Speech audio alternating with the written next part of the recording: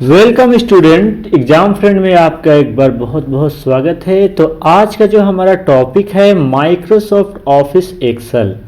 जी हाँ, ये जो वीडियो है आपका माइक्रोसॉफ्ट ऑफिस एक्सेल के बारे में, ये बेसिक इंट्रोडक्शन है। तो चलिए दोस्तों, तो सबसे पहले हम इस वीडियो को स्टार्ट करने से पहले मैं आप लोगों से ये रिक्वेस्ट करना चाहूँगा कि अगर आपने हमारे यूट्यूब चैनल और हमारे पेज को अगर लाइक नहीं किया है तो आप हमारे YouTube चैनल और हमारे पेज को लाइक कर लें। और हाँ, और जितने भी और हम साथ ही साथ आप हमारी एप्लीकेशन एग्ज़ाम फ्रेंड को आप गूगल प्ले स्टोर से डाउनलोड कर सकते हैं। जी तो हमारे एप्लीकेशन का लिंक, हमारे फेसबुक पेज का लिंक, हमारे YouTube का लिंक आपको डिस्क्रिप्शन बॉक्स में मिल जाएगा। तो दोस्तों, माइक्रोसॉफ्ट ऑफिस एक्सेल, जी हाँ, इसके बेसिक इंट्रोडक्शन को चलिए हम लोग स्टार्ट करते हैं। ये हमारी संस्था का नाम है एग्जाम फ्रेंड। जी हाँ, माइक्रोसॉफ्ट ऑफिस एक्सेल। तो आज के वीडियो है basic introduction of MS Excel के बारे में। तो चलिए, सबसे पहला जो आता है, व्हाट इज माइक्रोसॉफ्ट एक्सेल। जी हाँ, व्हाट इज माइक्रोसॉफ्ट एक्सेल, यानी कि माइक्रोसॉफ्ट एक्सेल आखिर है क्या। तो Microsoft Excel is a helpful and powerful program for data analysis and documentation.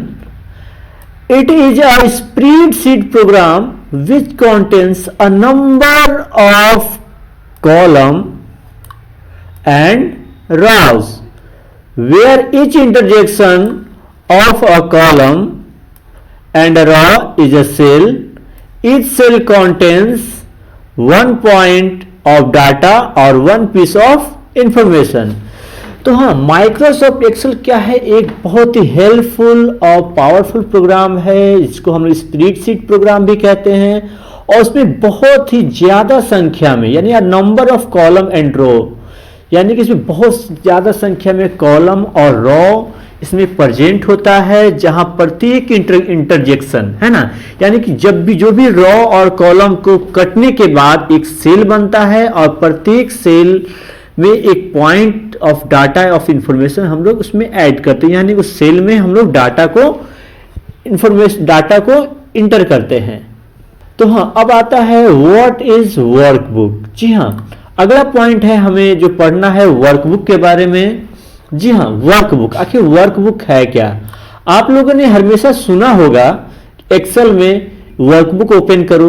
तो जी हाँ, तो मैं आज आप लोग को यहाँ बताने वाला हूँ वर्कबुक क्या है। तो a workbook is a file that contains one or more worksheet to help you organize data. You can create a new workbook from a blank workbook or a template. जी हाँ, वर्कबुक क्या है। जी हाँ, सीधी सीधी भाषा में अगर मैं आपको समझाऊं तो वर्कबुक जो है एक्सेल के फाइल को बोलते हैं। जी हाँ, एक्सेल के फाइल को वर्कबुक बोला जाता है, जिसमें बहुत सारे वर्कशीट अवेलेबल्स में रहते हैं। तो हाँ, डिफॉल्टली जब हम एक्सेल को ओपन करते हैं तो ओपन करने के बाद मात्र 3 वर्कशीट ऑटोमेटिकली आते हैं और 3 वर्कशीट डिफॉल्टली आते हैं और हम अपने जरूरत के हिसाब से उसमें वर्कशीट को ऐड कर सकते हैं या फिर रिमूव कर सकते हैं। तो चलिए, तो आई होप कि ये वर्कबुक और एक्सेल के बारे में आपको समझ आ गया होगा। तो चलिए, अब हम लोग आगे बढ़ते हैं कि आखिर वर्कबुक के भी कुछ पार्ट हैं, वर्कबुक के अंदर में भी बहुत सारी चीजें हैं, उस चीजों को हम लोग देख लेते हैं। चलिए, तो वर्कबुक अभी हमने कहा था, अभी हमने एक पॉइंट देखा था वर्कबुक में बहुत सारे वर्कशीट होते हैं। तो चलिए, वर्कशीट आखिर है क्या। जी हाँ, वर्कशीट आखिर है क्या। जी हाँ, ये worksheet.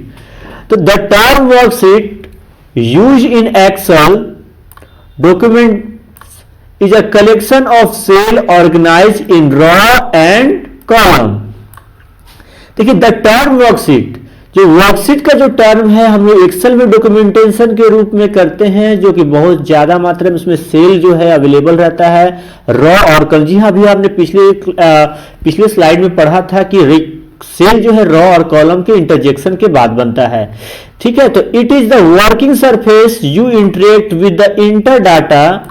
Each worksheet contains 10,48,576 raw and 16,384 columns and serves as a GYAN table that allow you to organize information।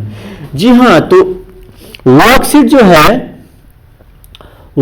जो है एक वर्कबुक का पार्ट है। वर्कशीट वर्कबुक का पार्ट है, तो हम लोग इसको बोल सकते हैं it is a part of workbook which holds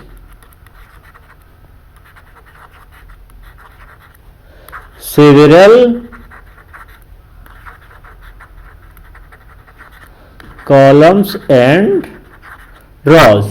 जी हाँ, वर्कशीट जो है वो एक वर्कबुक का पार्ट है जिसमें बहुत सारे रॉ और कॉलम होते हैं जो कि ज्ञान टेबल का निर्माण करते हैं। ज्ञान जो शब्द का इस्तेमाल जो हुआ है, ज्ञान का मतलब बहुत ही बड़ा टेबल का, यहाँ पर बहुत ही बड़ा टेबल ये बनाता है किसी भी ऑर्गेनाइजेशन के इंफॉर्मेशन के लिए। ये काफी बहुत ही ज्यादा काफी है। इसमें सोचिए 10,48,576 रॉज होते हैं यानी कि हॉरिजॉन्टल लाइन, और 16,384 कॉलम होते हैं जिसको हम वर्टिकल एरिया बोलते हैं। चलिए अब हम लोग आगे बढ़ते हैं। जी हाँ, आखिर रॉ क्या है? जी हाँ, रॉ के बारे में तो देखिए रॉ क्या है। Row in are groups of cells that are on the same horizontal line. Each row is identified by a number. For example, the first row has an index 1 and the second is 2 and the last is 10,48,576। यानी कि raw क्या है? Raw जो है group of cell है जो कि सीधा हॉरिजॉन्टल लाइन। जी हॉरिजॉन्टल लाइन जो इसको बोलते हैं, ये जो लाइन जो मैंने ड्रॉ किया है ये एक हॉरिजॉन्टल लाइन है। तो ये हॉरिजॉन्टल लाइन है जो कि पहला रॉ जो होता है नंबर 1 से डिनोट किया जाता है, दूसरा जो है उसे 2 नंबर से डिनोट किया जाता है, तीसरा है 3 नंबर से। इस तरह से टोटल 10,48,576 रॉ होते हैं एक वर्कशीट में। जी हाँ, एक वर्कशीट में। अब आते हैं कॉलम। जी हाँ, similarly a column is a group of cells that are vertically stacked and appear on the same vertical line. Columns are identified by a letter or a combination of letter। जो यहाँ 2 point है, columns are identified by a letter। जी हाँ, column को एक letter या लेटरों का combination करके उसको नामकरण किया जाता है। जैसे कि एग्जांपल में देखिए वर्टिकल, ये तो मैंने दिखाया आपको हॉरिजॉन्टल लाइन। ये जो लाइन मैंने जो खींचा है इसको हम लोग बोलते हैं वर्टिकल लाइन। जी हाँ, ये हुआ वर्टिकल लाइन और ये हुआ हॉरिजॉन्टल लाइन। ठीक है,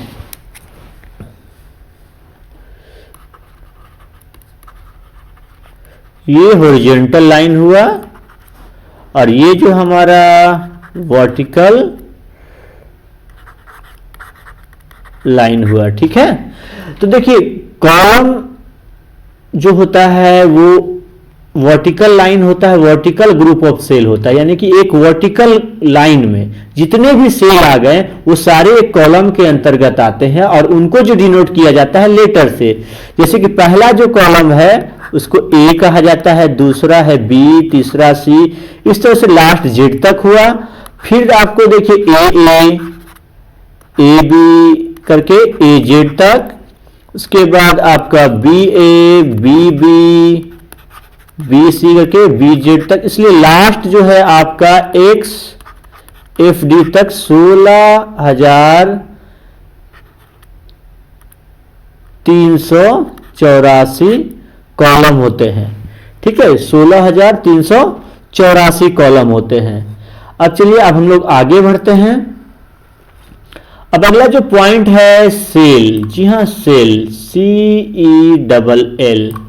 ठीक है, सेल आखिर सेल क्या है? तो अभी हमने बहुत सारे ये टर्म, जो सेल का जो टर्म हमने यूज किया था, आखिर सेल है क्या? देखिए, cell is a basic data unit. जी हाँ, क्या सेल क्या है? बेसिक डाटा यूनिट है इन अ वर्कशीट। एक वर्कशीट का बेसिक डाटा यूनिट है जहां हम लोग डाटा को एंटर करते हैं। Cells are organized in a row and column and can also be referred as a intersection point of a column and a row. Cells are identified by a letter and number combination that indicates the letter of their columns and the number of their row.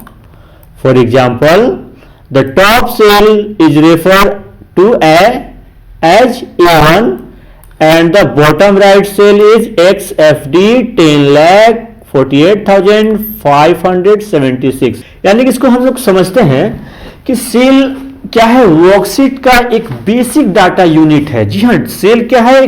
Worksheet का basic data unit है ना?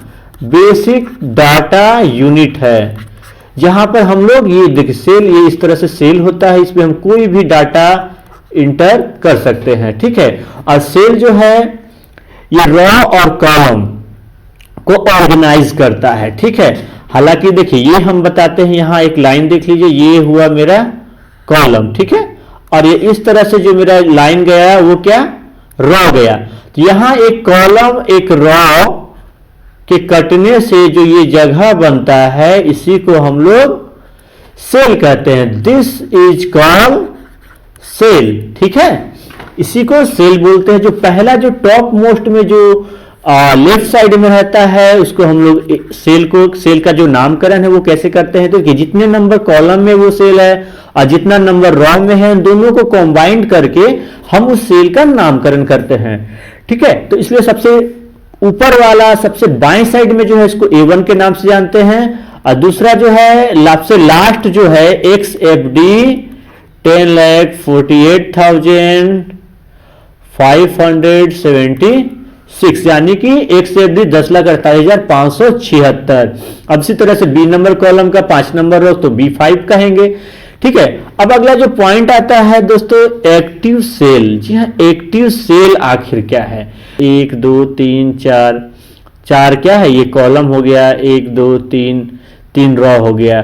तो अब यहां पर 1 2 3 4 5 6 7 8 9 10 11 12, यहां पर total 12 cell हैं। क्या है?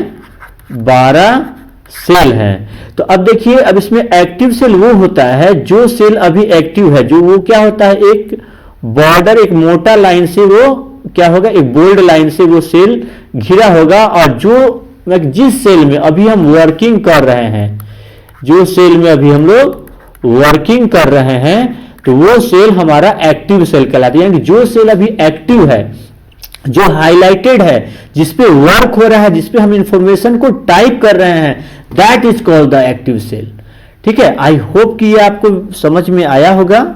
माइक्रोसॉफ्ट एक्सेल क्या है? ठीक है, अब हम लोग हमने पढ़ा कि वर्कबुक क्या है, फिर हम लोगों ने पढ़ा वर्कशीट क्या है, फिर हम लोगों ने पढ़ा रॉ और कॉलम क्या है, और एट लास्ट हम लोगों ने पढ़ा सेल क्या है। तो चलिए दोस्तों, आई होप कि ये वीडियो आपको बहुत ही ज्यादा पसंद आया होगा, और इसके में जो भी डिफिनेशन को है, आप वीडियो को पॉज कर करके आप इसके डिफिनेशन को अपने नोटबुक में नोट कर लें, ताकि आपको ये फ्यूचर के लिए काफी ज्यादा आसानी हो। इतने बढ़िया वीडियो के लिए एक लाइक तो जरूर बनता है। चलिए आप मेरे वीडियो को लाइक करें, शेयर करें, और हमारे एप्लीकेशन को भी डाउनलोड करें और अपने दोस्तों के साथ साझा करें।